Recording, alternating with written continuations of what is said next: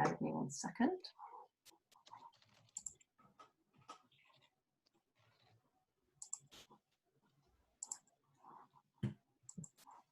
Okay, Brian, just check that we can see the right screen there. Perfect, lovely. So as I said, Brian and myself, and this is the first in a series of 7 sessions that we're doing. So there's going to be half-hour sessions on different subject areas within recruitment. And the first one is proactive versus reactive recruitment. So we're going to talk about the difference between those two and the advantages of each of them. And the disadvantages as well. And the main thing is, you know, it is so important that we get recruitment right, because recruitment is a really, really expensive process for an organisation. And whether you're recruiting on behalf of a client or you're recruiting for your own business, which as recruiters you have to do as well, it's understanding the cost of recruitment. And this is the most recent figure that I've seen, which is from the Oxford Economics study of 2014, which is a little bit out of date now, but this is the most recent figures I've got, and it's about £25,000 per hire. And that's made up not just of the logistical costs, so it's not just hiring a temp, dealing with the applications, HR's time, setting up interviews, all of the administration that goes around with that, the manager's time for interviewing, and any recruitment costs that come into that, because that can be anything between sort of, you know, £1,000 and £10,000 for even at a more junior level, and a more senior level that can be significantly more. But it's taking into account that lack of productivity. So when somebody decides to leave, they don't always put in the same level of commitment that they did before. So you can potentially have up to 3 months of somebody's end of their career with you where they're not as productive as they could be. And then it's been estimated that it takes up to 28 weeks, so that's just over 6 months, to get the new hire or their replacement up to speed. So you're looking at potentially 9 months of lack of productivity. So it's just that reiterating why we're doing this series, because it's an expensive process. So we want to do what we can, especially now, to help people get it right the first time. So I think this is interesting. These stats are taken from up to 2019, and I think it's right to mention that 2020 is a very different year, but it is that's the most obvious thing anyone's going to say today to you, I can assure you. But these stats will come back to the fore as 2021, 22, 23 go on. And what I want to do is set a little bit of context. And these statistics are taken from the likes of Talent Lift, from LinkedIn itself, from McKinsey. And it really looks at, you know, setting the scene between what people do currently and how this impacts the recruitment process. So, you know, talent acquisition people spending, you know, 1/3 of their week sourcing. My own experience, and if any of my consultants, previous consultants were sitting on this, I used to get frustrated that they would sit and sift through CVs or sit and sift through profiles for hours on end. Again, it's just a bit of paper. You know, it's a profile, it's on the screen, it's a CV. But 1/3 of the working week of talent acquisition professionals is spent doing this. The largest bottleneck is through the communication pipeline. So what line managers want versus the hiring process. I have a really great example where a friend of mine was recruiting, and he was pretty senior, brought in an HR business partner, and one of my ex-colleagues went to see them, and effectively they were having a bit of a mini row as to what they wanted. He wanted mathematicians, she wanted statisticians, and they couldn't agree, and all of a sudden the bottleneck is created. And to hear about that firsthand was very interesting. The lack of skill, we hear more and more about that. Now again, obviously COVID has changed that a little bit, but within the tech field, life sciences, there are lots of skill shortages. Engineering fields with an older demographic, there's big changes. And again, how do you find the right people going forward? 78% of candidates are not happy about computers making the decision. So again, it's back to, you know, where do we sit with reactive and proactive recruitment? Tech companies investing in online tools, so AI, automation. These are very, very huge, important decisions being made at the moment by CEOs, MDs, investors, that, do you automate the process?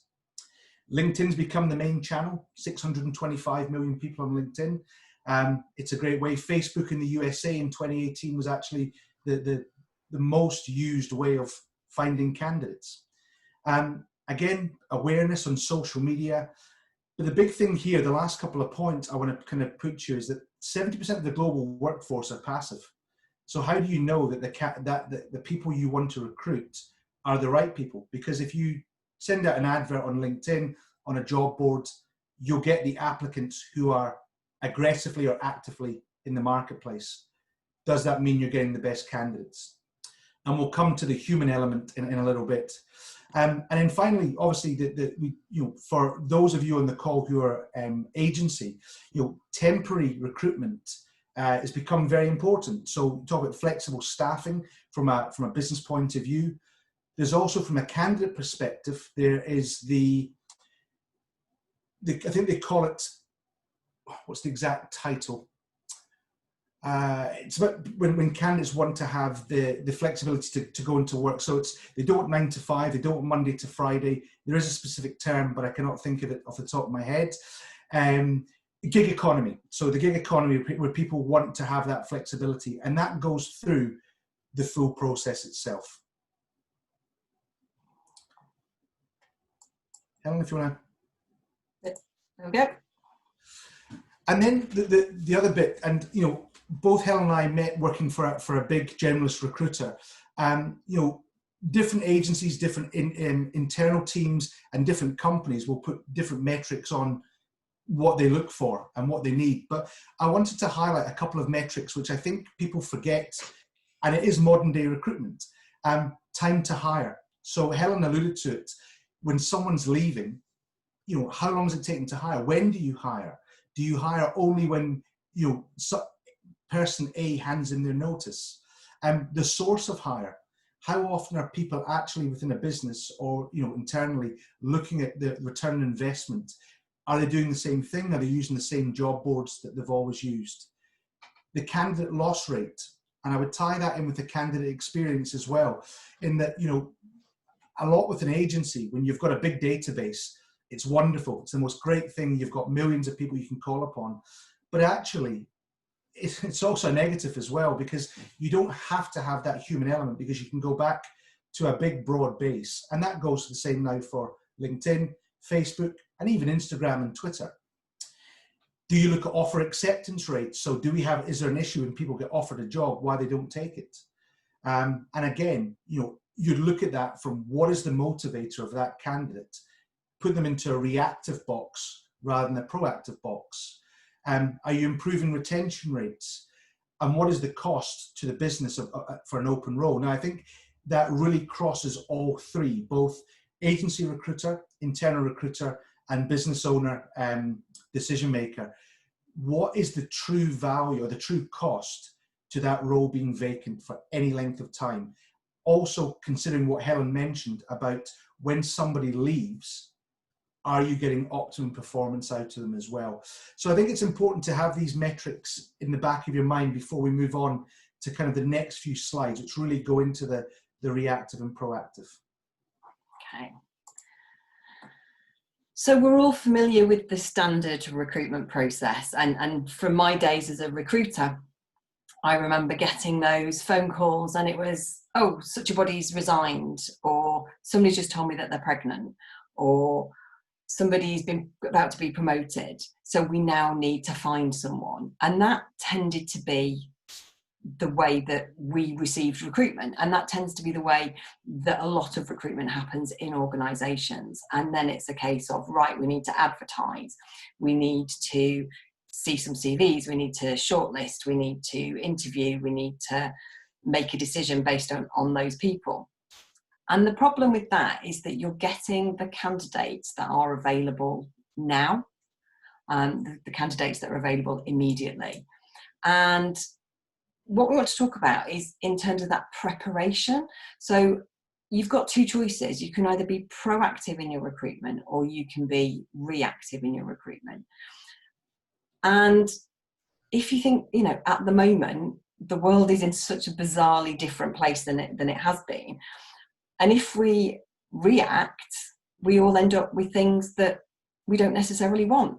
I was saying to Brian earlier, you know, I ended up with a stack of baked potatoes that would have lasted a family of 12 for about 4 years because I had to get a massive warehouse pallet.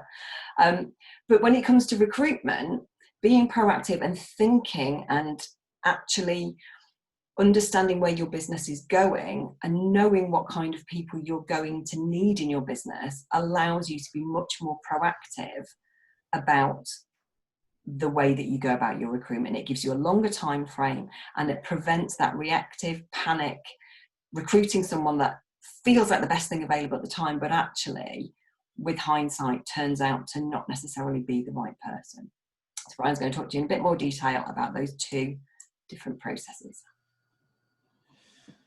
I think it's pretty interesting, that last picture, that wherever that supermarket was, that actually someone bought the top Dr. Pepper.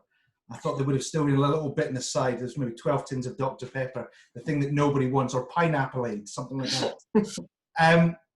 So yeah, reactive process. Now, I mean, I've talked over the years, you know, about this, that reliance on paper, and I do mean electronic as well.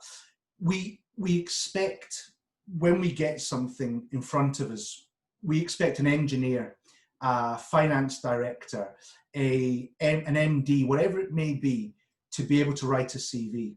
And we expect them to be able to write a CV based on the job that we have got advertised. Now, if you think about, you know, doing a webinar, we're all busy people, and even, you know, if you're job seeking, it's a full-time, you know, it's not employment, but it's a full-time task to be able to do it. Yet we will make an assumption, being reactive, that we post a job, and as we talked about the bottleneck earlier, that we've agreed that that job description is correct. But when we get a CV or a covering letter through and it doesn't meet all the criteria of keywords, then actually it's not the right person for the job. So lo and behold, you don't progress them. And this also happens with applicant tracking systems. They're set up in a way that actually, if there's not 20 keywords or the CV is over 2 pages, disregard. So that a human being doesn't even get to see it. And again, that's the frustration of people. But we're back to a reliance on someone being able to capture their career into A4 bits of paper. And I think that makes it interesting, because what it does, it alludes to a little bit of bias. And our webinar next week is based all about bias and how to try and remove it from the process. But for me, reactive recruitment lends itself to bias a lot more, because people look at a surname. Oh, their surname is Singh, or their surname is O'Shea, and they then make an assumption. Oh, they're from this place, they're from that place. Oh, they've worked in this place for 22 years. They must be 50. Now, we all have bias, and I don't want to run into that session today, but reactive recruitment, because it's an application-based ideology, really, it lends itself a lot more to that. Also, you know, as Helen's touched on, think about if you're a hiring manager or you're a recruiter. What does your client say to you? What does your line manager say to you when they come to you and say, I can't believe someone's leaving? So there's physiological and psychological disadvantages here, which are proven, that as a line manager, myself, if someone was leaving, how did it make me feel? So, you know, I would maybe get a bit nervous, maybe get a red neck, or you sweat a bit, or you get out of breath a bit, because that's my best biller, or that's my best engineer. You know, what will I have to take on the work? And all of a sudden, physiologically, you change. But psychologically, there's also an element there as well, that you start to panic recruit. Because as we've talked about, when you get to a situation where you know someone's leaving, we know the cost, as Helen said, circa 25K, but we also know productivity can be down. So psychologically, I will just get me somebody. Now, I don't know for any of you on the call, if you've been agency recruiters, but I don't know how many times I've had a client who's going to pay a lot of money say to me, just get me someone. And that has then transferred now into my new life at Recruit when I work with companies. We need someone ASAP. So I used to joke and say, it's not the first bum in the seat, it's the best bum in the seat is what you want. But actually, we're at a situation now where because we're being reactive, we're changing it. And the last point is based on minimizing the pool. So as Helen says, you all of a sudden take people who are active in the market. Is there anywhere that says that's the best possible person? It could be. I'm not dispelling that. But you are minimizing the pool because of two reasons. One, your psychological frame of mind. And two, you're judging it based on a CV. You're judging it based on a name, or they work for this company. And for any of you who are on the call here from the northeast of Scotland, you'll know in the oil and gas industry that there's a fight between non-oil and gas and oil and gas, that people in the oil and gas industry don't always want to recruit from out with. And then on the flip side, when things take a downturn, people in the non-oil and gas industry don't want to hire people from the oil and gas industry. And I've seen this cycle now for 12 years since the first downturn. And again, because we're always being reactive. So how do we change that? So I'm now going to show you, I think this might be the first time in history in a professional webinar that Football Manager is going to be referenced. So you'll get in to see the wacky ways of my mind and how it works now. So Helen, if we can go to the next one, unless you've got anything to add from the reactive element. No, I think you're absolutely right. It's very much that for me, it's about we're getting the best available candidate now, not the best available candidate. And I think that's the biggest thing for me. Yeah. So for me, the first thing I put here is the human factor. So you'll see obviously baseball, you'll see a short list. I'm a big believer that sport and business can lend itself to each other. And I'm lucky I've been speaking to someone who's pretty high up in the sports field, and they think the same way, that we can learn from the different industries. But for me, proactive recruitment is the human factor. And I want to just share something my dad said to me years ago. So he had his own business, and as did my grandfather. And my dad used to say, it's who you know, not what you know. And as a young boy going through life, that was my kind of who you know, not what you know. And then I got into my career and I thought, do you know what? He lied to me, the bugger. It's really what you know. And the last 12 months, I've changed that again. And I figured that actually what you know is an internal aspect. Who you know is vital because it's based on the dating principle. So if you know somebody, the more you get to know them, the more you'll trust them. And it's no different to that first date. You have a first date because you might quite like the look of each other. And the first date is about finding out, do you have common ground? What are the things that you are off limits to you? Do you like this? Do you not like this? It's exactly the same thing. So by who you know plays a very big part. And anybody on the call who's seen hundreds of CVs will know that you'll see people who have gone from being a chef to a commercial manager. And if you ask them the question, say, well, how have you done that? Oh, my sister works there. This is my auntie or uncle's business. I know the owners and they know who I am. And you see it time after time. Because all of a sudden, you're actually recruiting based on a human being rather than a bit of paper. And you're recruiting based effectively on core elements of that human or core skills, rather than just a case of, oh, I'm looking at the CV and I can't see what they want. The next element is based around about the transaction. So the reactive recruitment is a transaction. You put a job out there, people send their CVs, somebody screens them, somebody interviews them, and then you make an offer. And that's the transaction. Whereas some of the best situations I've ever heard, and I was just saying this to Helen, I got a call from an ex-colleague a couple of weeks ago, and he told me he was leaving the company he was working for. And the reason being is he has, for the last 2 years, been coveted by another agency. They've taken him out for dinner a couple of times. They've taken him for coffee. They've met up and they've got to know him.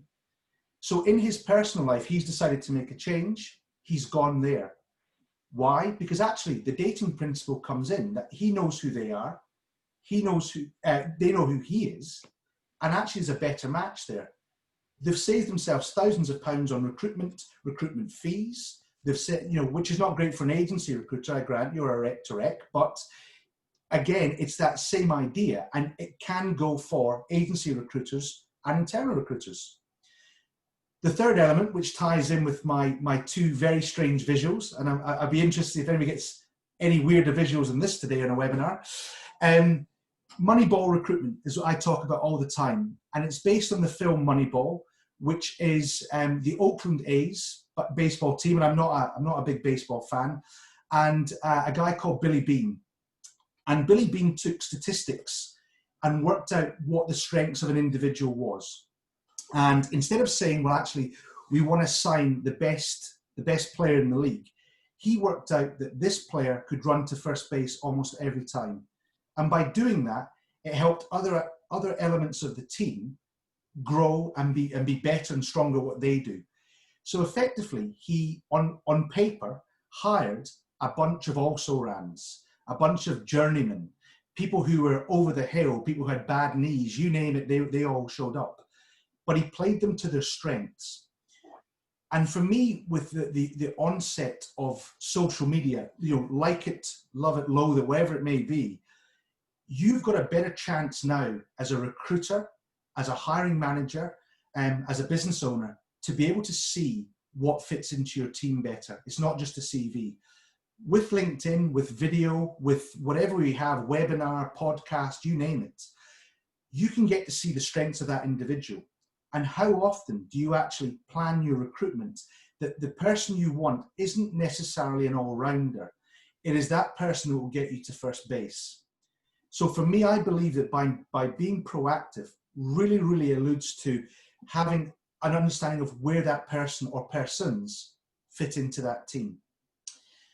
Now, obviously that's baseball, and it may be a bit easier when you can get some statistics to see if your recruitment consultant can make 5 phone calls or get 1 CV across. But what you should be thinking about, both as an agency recruiter, internal recruiter, and as a hiring manager, is how much do you actually shortlist? And in recruitment, and I don't know if Helen maybe would say something differently, when I hear the word shortlist, all I think about is the word CV shortlist. I don't necessarily think more long-term about that shortlist. Helen, do you think anything other than that? Yeah, no, CV shortlist, or candidate shortlist, whichever terminology is, yeah. Yeah, and it's that transaction, so that element of recruitment. So for me, why don't you, this is a game, this is a made-up game that's been on the go for 20 years. But what you can do, I can go and search for a player. And as I've done here, I can add that player into a shortlist. I can look at their potential, their ability. Okay, there are some things within the game you wouldn't do in real life. We don't care about someone's height or their age or nationality even. But you get the idea behind actually shortlisting people for future vacancies. And I think it's something that we miss out a lot. And I think it's what a lot of agency recruiters miss out as well, because it's a transactional, reactive element that they will look at this job they have done, or an internal, this vacancy they have currently. And then from there, once that's closed, it's closed. The really good recruiters will go back and revisit that. But I would say that would be the exception to the rule rather than the rule. And similarly, when you see the amount of people advertising a job, 2-3 times a year, that would suggest to me that there's not been a build-up of proactive recruitment, because really what you're doing is you're targeting specific people. Now, for the argument of this one, you've got a position seeing here on this list. That's no different to position. It could be you're looking at succession planning. It could be your FD. It could be your head of HR. It could be the person who comes in for 6 hours a week, but you can't live without them. You can shortlist that. So you go back and you start to build a relationship with them, which means it's wholeheartedly targeted for what you need. Because we're back to the dating principle. If I've met Peter or Alexandru or Fedor, I know who they are. Those statistics tell me one thing. But unlike Moneyball, the human element, when I go to meet them, I know if they're a good team fit. Now, you may sit thinking, well, that's great, but I've got a business to run, or I've got X, Y, and Z to do. But think about the psychological and physiological way when you get that possible vacancy. How much of that time could have been spent for those half an hour coffees over lunchtime, weeks, months, even years in advance? So I don't think it's a wasted time, and I think it's very much a case of short, medium, long-term understanding of where you want your business to be, or if you're an agency or internal recruiter, where you want your clients or hiring managers to be. And I think if you're on the call as a job seeker, I hope that you get to see a little bit more of the insights to what you could also be doing to proactively go and speak to your contacts, to your anybody at all, your network, really, your extended network, to be able to go and say, look, I'm available, let's have a coffee. And the one bonus of COVID, and I do say there's only been a handful of bonuses, would be that we can do this. We don't need to all meet up in a networking event or in a coffee shop or a bar. We can all go online for 15 or 20 minutes to do this. So think about if you were commuting for 1 or 2 hours a day, there's 1 or 2 hours you'll be having a coffee with somebody to try and build up your portfolio. And please, 2010, I wish it was 2010, 2020, a write-off of a year for a lot of businesses. For a lot of people, it's not. But remember, this is about a medium to long-term strategy as well, rather than just the here and now, which is what both Helen and I have alluded to. Brilliant, thanks. And I can give you a really good example of proactive recruitment. A few years ago, I left L&D and went back into frontline recruitment. And I was working with outsourced facilities businesses and contract caterers. And I was recruiting for regional managers for those businesses. Now, I only had 2 clients, and those clients recruited the same types of people in different geographies all the time. And what we used to do is we would create a talent bench for those businesses. And that talent bench would be different for each one because culturally they were very different, but the skill sets of the people that they needed were exactly the same. So industry sector might be an issue for one but not for the other. And what we did is we mapped the market. So we had a list of who their competitors were, who were those people in those roles, in those competitors, and we made contact with every single one of those people. Not all of them responded, obviously, but what we ended up with was for each geography, at least 1 or 2 people that we knew would be open to talking to those businesses. And we would sometimes get them to have that first coffee chat 6 months before there was a role available, because for exactly all the reasons that we've just talked about, so that they knew they wanted to work there. So they didn't go through 3 and 4 interviews and then decide, actually, no, it's not right for me. All of that has been done up front, and it does feel like an investment, and it is a time investment. But what it used to give us was that if I got a request for a regional director for the northeast of Scotland, I would, after the first 6-12 months, I had 2 people that I could go to, because Brian will attest how difficult it is to find different types of people in more rural areas. But because we put that proactive work in, when that line manager got a resignation, they didn't go into that panic mode, because they knew that we'd been working on that for them. And yes, it might cost them a bit more than a £1,000, here's your CVs, but we knew that candidate was right, and they knew that candidate was right as well. So in summary, recruitment's expensive. For you, for your clients, make it count. Look at identifying, as we've both said, those types of talent that you most often recruit for, or that you're going to need in the future. A lot of people have a lot more time on their hands at the moment to think and plan for their businesses. So think about who you want and what kind of background and experience they'll have, and then map that market. And I'm more than happy to talk to anybody about this. I've got loads of things up my sleeve to make this easier. So map the market, see where those people are, and make those proactive connections and develop those relationships with people. Because it does, being proactive helps save money in the long term, and gives you a better pool and a better set of candidates to work through. So our contact details are there. What I will do, I'm going to stop sharing, and then I can have a look at There we go. Hello. Oh, we've still got people there. That's always a bonus. So what I'm going to do, I'm just going to check the chat and see if there's any questions in there. So Kev, when I was in recruitment, I was placing individuals on a day rate that was outside of any threshold of salary for that discipline. So is that on a temporary and the contract market? Is that Yeah, well, what I meant by that was when I was at CSL, Brian might know CSL, part of DOF Subsea, I worked with Project Excellence, who were essentially a couple of guys who ran project controls recruitment. And they had built up, just what you're saying there, they'd built up a beautiful pool of project controls people. And they were trusted in the market. So if people wanted a planner or cost or a risk or a contracts guy or a scheduler, they came to us because we knew the pool.